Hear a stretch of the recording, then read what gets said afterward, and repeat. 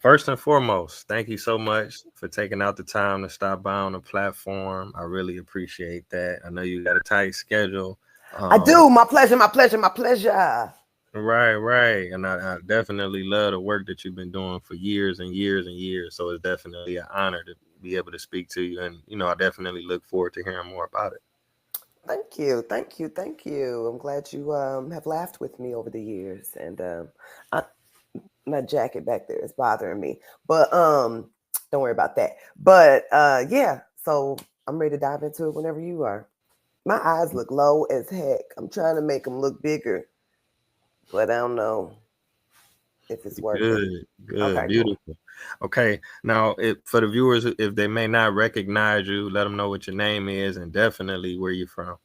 My name is Vanessa Fraction, aka Action Fraction. I'm a comedian, from actress, writer, all that great stuff. From St. Louis originally, but kind of out of Chicago. That's where a lot of my comedy roots began. So yeah, I be in movies and television and stuff. No, I didn't know what you wanted me to Wow, keep that's on what's up. dishing it out.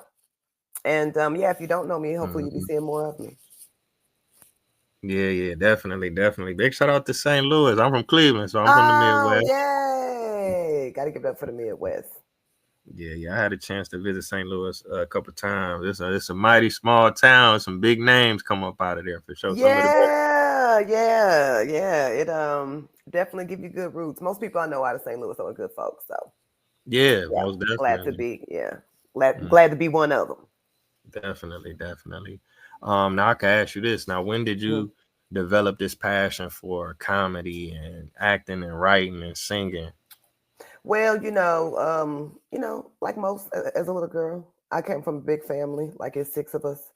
Growing up, I'm a middle child, so my dad's a preacher, so it was a lot of theatrics in that sense, and I think just naturally drawn to it, probably pretty much all my life, yeah, because we had to keep ourselves entertained, so that was I would say the start of it all.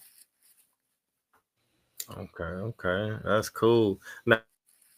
Now, did you have any, I guess, any specific inspirations or influences, or you just kind of pulled from everywhere?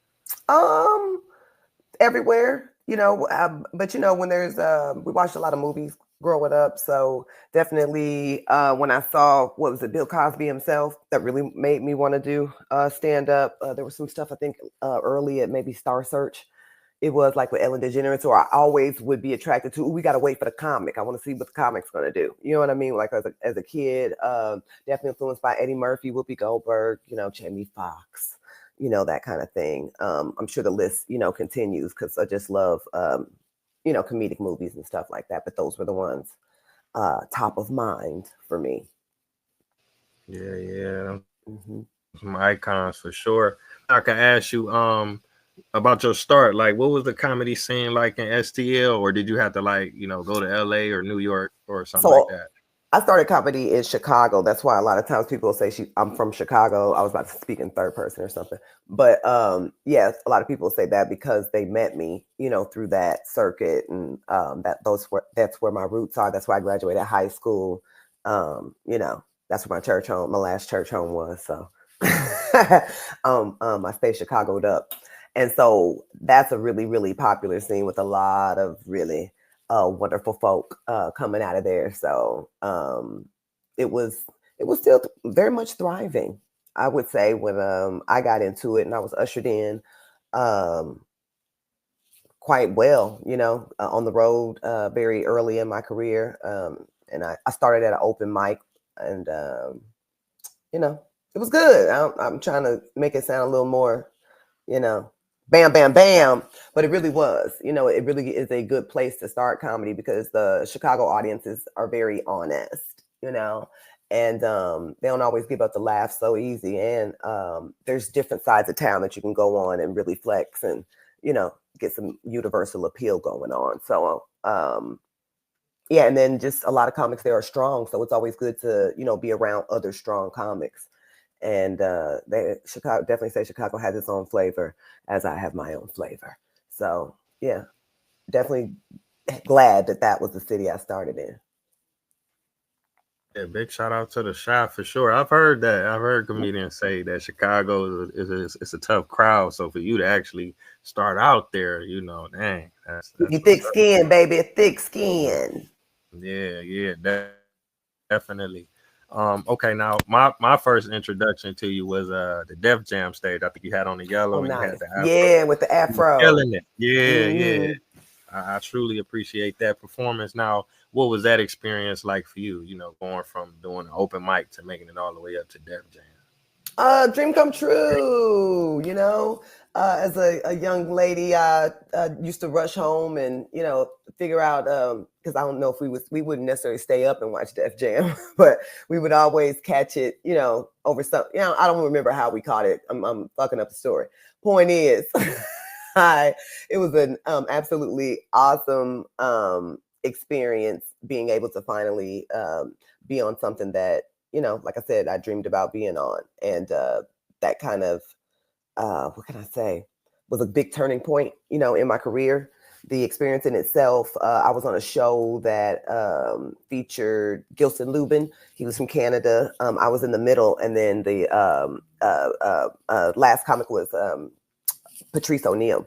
And he is just absolutely, of course, amazing. And it was a good experience to go up right before him, and that was my first introduction to him, and we had a real good relationship and stuff like that. And so just those really um, amazing moments where you're like, man, I'm in the mix. You know what I mean? Because there was a lot of celebrities there, and that was kind of one of my early forays into like seeing that type of excellence. You know what I'm saying, in one room, and so it was awesome. Definitely awesome. Yeah, yeah, definitely. Because sometimes the viewers take it for granted. We just Mhm. see you on the TV, on Def Jam, on the stage. But thank you for sharing that background to be able to share a stage with a guy like Patrice O'Neill. Oh That's truly yeah. the giant. Rest in peace to him too. Hmm. Now let Hmm. me see. Okay, you did Comic View as well. But Yes, is it a contrast between those two, or was it like a similar type of vibe? it's a contrast. I believe I did Comic View first. Like that was, yeah, I definitely did Comic View first. That was within my first, like, I think 4 months or so of doing comedy. And so I was referred by another comedian, Damon Williams, in Chicago, and maybe somebody else too. I can't remember, but I got on, you know what I'm saying? And I was like, that was, I mean, that a dope experience. I believe that was my first big television thing. Yeah, had to be. And so like I overdressed and all that kind of shit. But just one of them learning moments. We didn't have our own dressing room. I think we had to get ourselves there at the time. Just you know uh, busted into the business. It was a good little intro.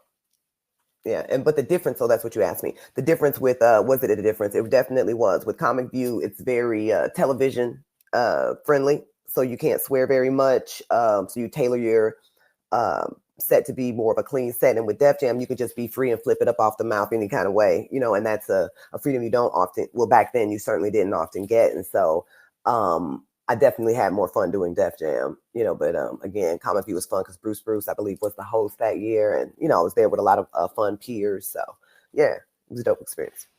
Wow, okay, that's cool. Because those is like two major, staples in comedy for our people. Def Jam and Comedy View. So for you to even Definitely.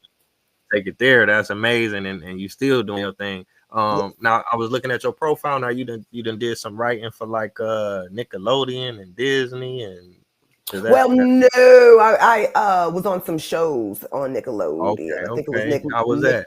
That was great. Nick Jr.'s mom, Nick Night Out, Mhm. something like that. As a comedian, when different comedy shows pop up, or shows that feature comedians, it's just a great opportunity to be able to get showcased. So, like whether it's on Nickelodeon or Comedy Central has a different show where they're featuring comedy, the same as like the Comic Views and the Def Jams and stuff. It's just really good when you're um, getting to get in front of different audiences, which is something what Nickelodeon brings, what just any different network brings, to put your name out there more. So um, Nick Jr. was one of those outlets that I've been on, as well as some on TV One.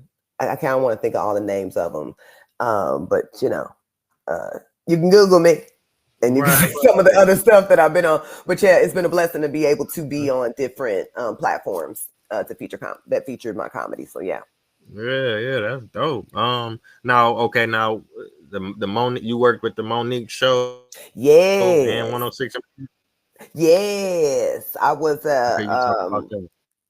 yes, I was a writer for the second season of the Monique Show, a staff writer, and it was just a super awesome experience working with her and working with that whole entire staff. It was a great learning experience as well as a great opportunity to showcase my wonderful talents because I was on there as a comic. I was featured as a comic and then also was a writer on the show. And so just another good old, what you say, mm, do life-changing moment because some of those people, a lot of those people, I don't know how to basically say that worked on that show, we're still very close today. Some of my very, very, very close friends I met at the Monique show, so I really have a soft place in my heart for that assignment that I was blessed to be on. So yeah. Oh, and then 106 in Park. Yes, that was another one of the ones where I'm like, dang, I'm working for 106 in Park. This is crazy, because you, as a teenager, watched it and stuff like that. And so to be able to come in as a comedy writer and kind of punch up different things, especially when they were going into a transition of different hosts. So I was there with Terrence and Roxy, and then with all the new ones coming in when Bow Wow and Pajan and Shorty the Prince, I believe, and some others were the host. And so that was really cool to see, that transition and again, just be a part of that legacy um, um, of the wonderful show that is 106 in Park, a part of our culture. So great experience, gotta say. And Yeah, also made some, and I think that's one of the other things about being around great people is you also, if you're fortunate enough, you kind of grab uh, new close friends from some of those jobs and situations and stuff. And so it's same thing with 106 in Park. I have some very, very dear friends that I met there. And so, yeah, it's just absolutely wonderful. I really have been loving what I do for a living. It's been a great journey and it's still going. So, yeah. yeah, yeah. People dream of even, getting to meet some of those people that you named just for a split second, but you actually getting a chance to work with them and contribute. They like your peers, and you doing what you love. You make it money. That's dope. That's really inspiring. Now I want to know this. Is it a difference between maybe say doing writing for a stand up versus writing for like a TV show or something like that? Do you got to go into another realm with it, or is it kind of similar? For me, so far it's been because I also wrote for like a Ravens Home as a comedic punch up as well. So most of the jobs I have are around creating jokes. You know what I'm saying? So I haven't had to really tap into that other maybe even dramatic side or even long form writing, like in terms of a script or movie. In, uh, I have had the opportunity to actually kind of stay in my really good wheelhouse and be able to use my comedic skills to punch up um, scripts and things like that. And I think that that is an absolutely wonderful job, as well as being able to write for um, television. Yeah, all of it's been, well, yeah, because when I was writing for the Monique show, nope, all those were jokes too because we were writing the monologue. So it's all been comedic. And so, yeah, no, it hasn't been a flip up for me yet, but that's a good thing so far. Okay, okay, right. That's cool. That's cool.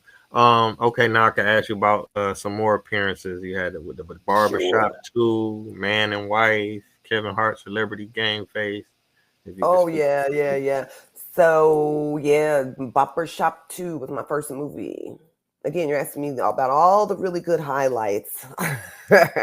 First major movie. Again, major folks on that cast all around. Great opportunity to show my talents.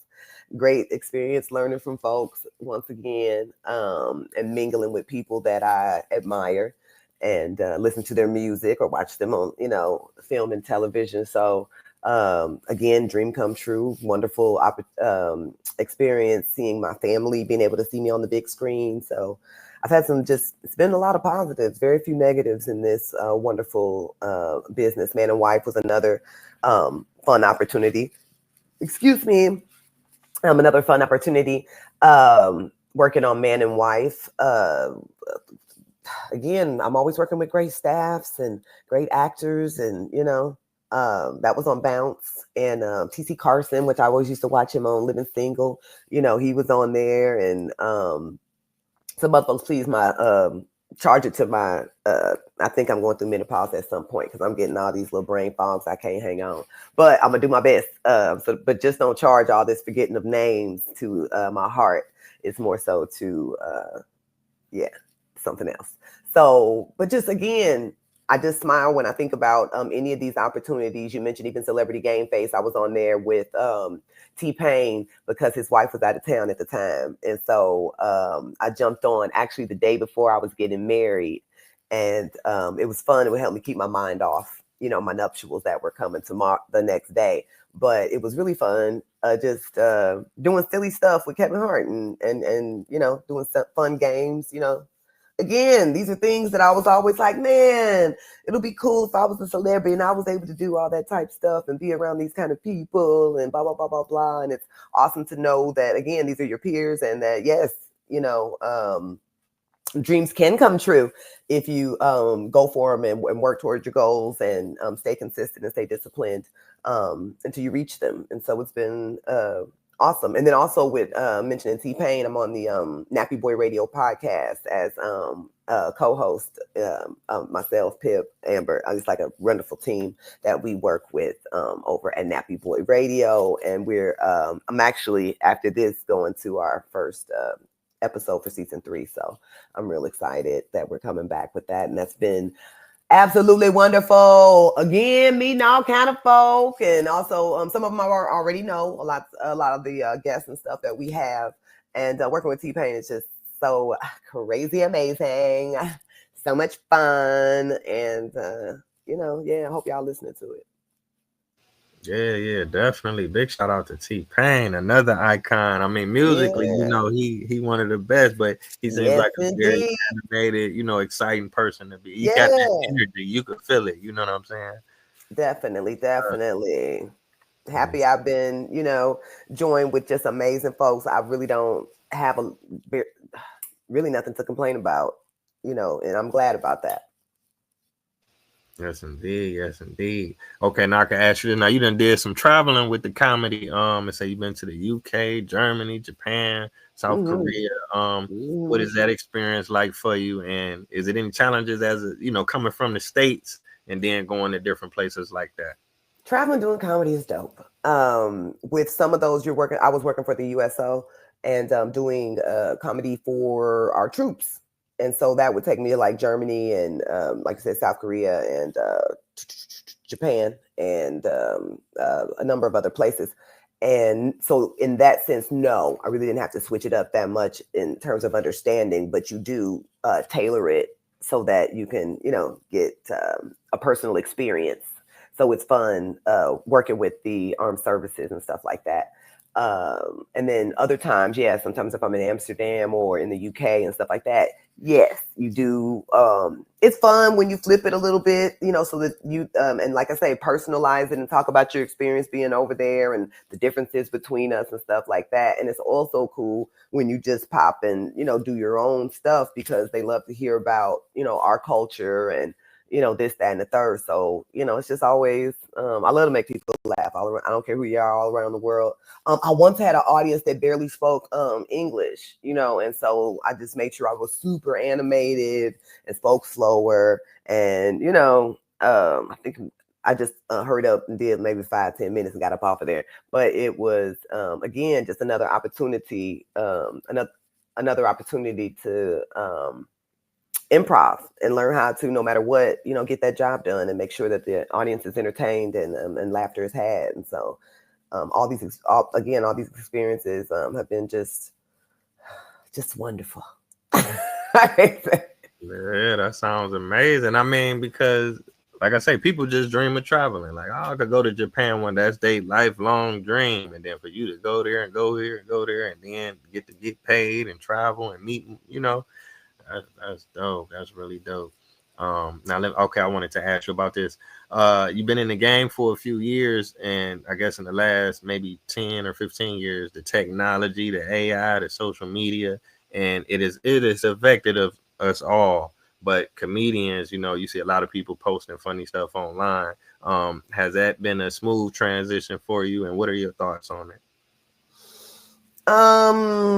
Yeah, I think it's been smooth for me. I'm not gonna say it's been rough. I really love what the possibilities are for it and the people that have really been able to take advantage of that new technology, and make a lot of money doing so. I make a little bit, I don't really, but the possibilities of what it does, I think, are absolutely amazing for me because I came in at a different time.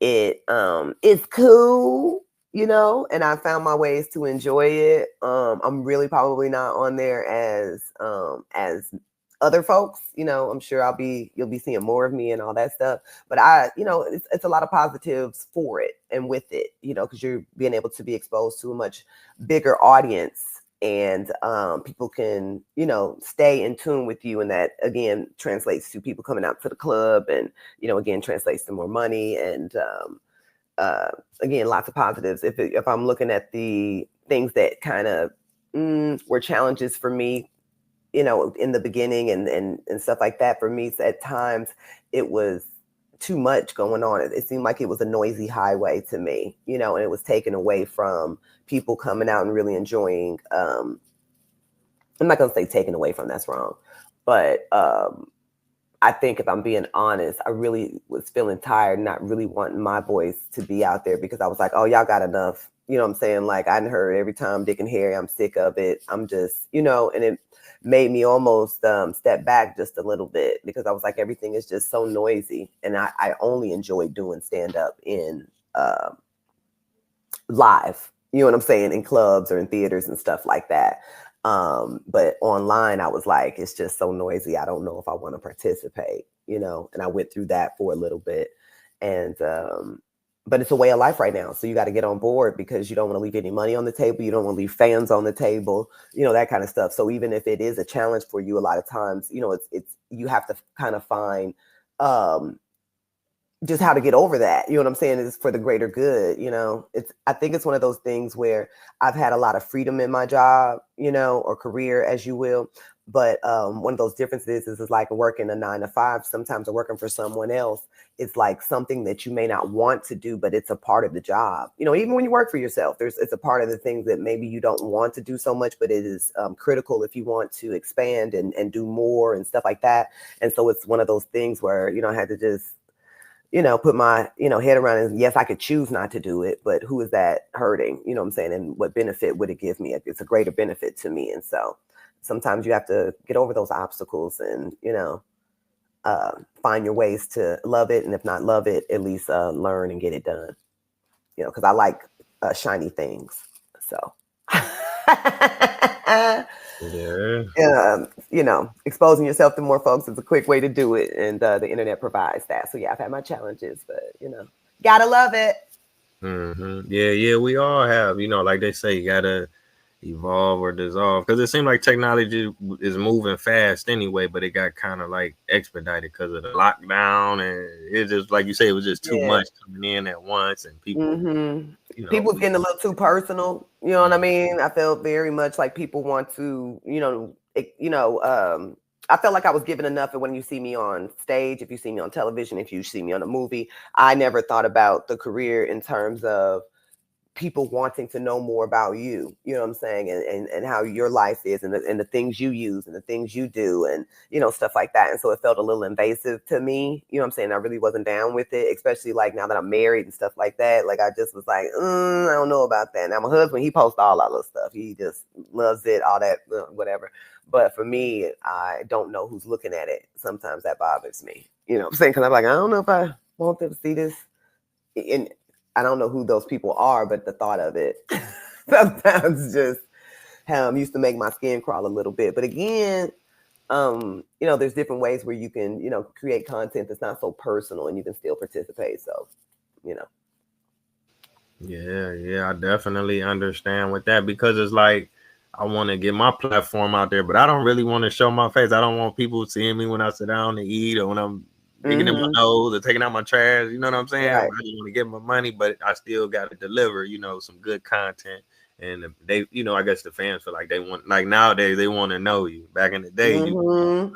mystique You about it. right. You better read the Inquirer or catch it on the Rich and Famous or something like that, because that's the only time you saw inside of folks' houses and heard how they walk their dog, or what type of spaghetti they eat, and all that type of stuff. And now it's just that's the natural order of things, to expand your brand. So um, I Yes, think everybody has to do it to their point of comfortability, and sometimes, again, I just said, sometimes to your own discomfort, if the result is getting you to your goal or giving you what you want. And like I said, I love the monies, and so sometimes you got to be a little uncomfortable to get the comforts. right. That too. Now, if the bag's straight, then I You can move. know, You don't want to be I'm broke. like, you want to see inside my bathroom? Because if you're giving me the bag, I'll let you watch now. Let me if you want to see what shower gel I use. Now I get with it if the bag is right. Yeah, exactly.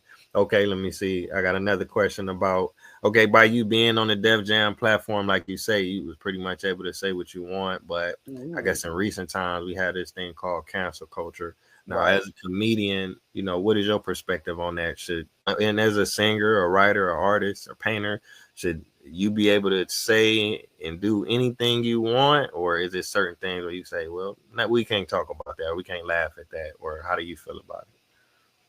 I feel when it comes to cancel culture that we definitely went too far with it. I don't know where that line is. Where you can say somebody this is too offensive, blah blah blah, because what's offensive to one is not as offensive to another, and so forth and so on. And so, because of that, no, I think, I mean, yes, I believe you should be able to say, what you want, and um, I have an option to consume it or not. You know what I'm saying? So even if I get caught, somewhere where I already spent the money and you start, talking greasy, I'm gonna, choose to, not support that possibly that venue, you know what I'm saying, anymore. And that's my choice. If enough people do it, then maybe they're like, maybe I should change my stuff up. Or maybe they're like, no, offensive is the way to go. And that's what I want to do, you know. Whether it's applicable, whether it's good to be broadcast or something, well, back in the day, there were kind of censors, things like that. Now you can find a streaming service or something like that to just be whoever you want to be.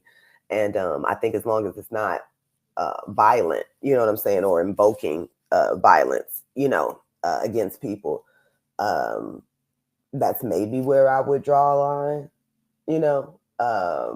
If I'm thinking about it, I'm not on any committee right now, so I haven't had to really think about this. But yeah, so yeah, I'm pretty much on that whole free speech. You should be able to say freely what you want to, but as a club, sometimes if I own that club and you're saying stuff that I feel is like I said, hate speech or something like that, where that's why I'm saying a line is drawn. If you're doing hate speech, trying to invoke violence, that type of stuff, I think in general, you shouldn't be able to do that in public, at a public venue. But in terms of anything else where I'm just truly like, no, I think that's too much. Either I have the right to not, have you at my place. I think those are all personal decisions and based on, individual choice with that. But again, there's that word choice, which you should be able to do. I should be able to say it, and then I'm able to tell you, well, yeah, you can say it. I just don't want you to say it in here anymore, and I own the joint. So, so Yeah, you know what I mean? Same yeah. as if I don't like your restaurant or you doing something disruptive in my restaurant, or whatever. Um, sure. Yeah, definitely. Let me see. About 30 minutes in, so I ain't gonna hold you up. I wanted to ask you about you got a is it you do martial arts or you teach it? Boom, Kicks boom, and boom, boom. Yeah, self-defense. I teach self-defense. I have a program called Kicks and Comedy where I, make my class a bit more comedic. We do some improv games, things like that, to enhance the lesson and learning how to defend yourself and using any and everything as a weapon. And it's not, not martial arts, because I'm not, really teaching you um, a strict I'm not teaching you as a form of. I'm teaching you how to defend yourself. Basically, it's not an attack thing. It's not a any of that. It's training you how to defend yourself and how to be aware of the things around you. I'm sorry, I'm stuttering a little bit, but yeah, and that's because I was personally attacked before. And 1 out of 4 women normally is attacked by somebody that she knows. And I've been attacked on the job before, and I've had a personal relationship where it was violent. And so I hadn't taken the class at that time. I wasn't a certified self-defense instructor, and kind of froze when the things were happening to me. It's not that I don't know how to fight, but I guess my body was like, what is happening, what I'm saying, or whatever. And before you know it, it's over, and you've been pounced on. And so for me, it was like, as many women as I can teach and show, how to be confident and how to fight, you know what I mean, and unfreeze yourself, and and protect yourself. As many people as I can show that, the better. And it's been a blessing to be able to do that. Work with young girls, work with women, older people. It's just, to see the looks on their faces when they're like, yeah, you know what? If something pop off, I do know what to do. Because actually, before I got in here, I would have did what, something. I think maybe, and now it's not a maybe. It's a confident. These strategies are proven to work, and this is how I can get home safely every night. Yeah, yes, indeed. That's truly empowering. I really appreciate the work that you're doing in that regard. Because, like you say, sometimes it happen. Maybe people people, family or friends, or Mm-hmm. people you think you're friends, or at a job or Mm-hmm. at school. People get jumped on, especially women. You know what I'm saying? Especially Yeah. our women. So we Mm-hmm. really, really need that. So like I said, I ain't gonna hold you up, but for the viewers who want to keep up with what you got going on, is it a website, social media, YouTube page where they can, tap in Oh with you? yes, most definitely, most definitely. VanessaFraction.com for everything Vanessa Fraction. You can follow me. Social media everywhere is basically at Vanessa Fraction. Facebook is Vanessa Fraction Comedy. Put Vanessa Fraction, you're gonna find me. Please subscribe to my YouTube page, and also listen to me on the Nappy Boy Radio podcast. It's T Pain and friends. I'm one of the friends. And so, yeah. And come out to a show when you see, since you're following me, when you see it posted, come and meet me in person. Let's laugh together and let's have some fun together. Let's pray together. I thought I'd throw that in there. I ain't really gonna pray with you, but I pray that I see you very soon, and that's for whoever's listening. I thank you, Taye, for having me on to talk. I need some water though, because we've been talking for a while. So Yes, yes. This has definitely been an honor, and I want to thank the viewers for tuning in as well. So until next time, family, peace. bye. All right, take care. Be safe out there.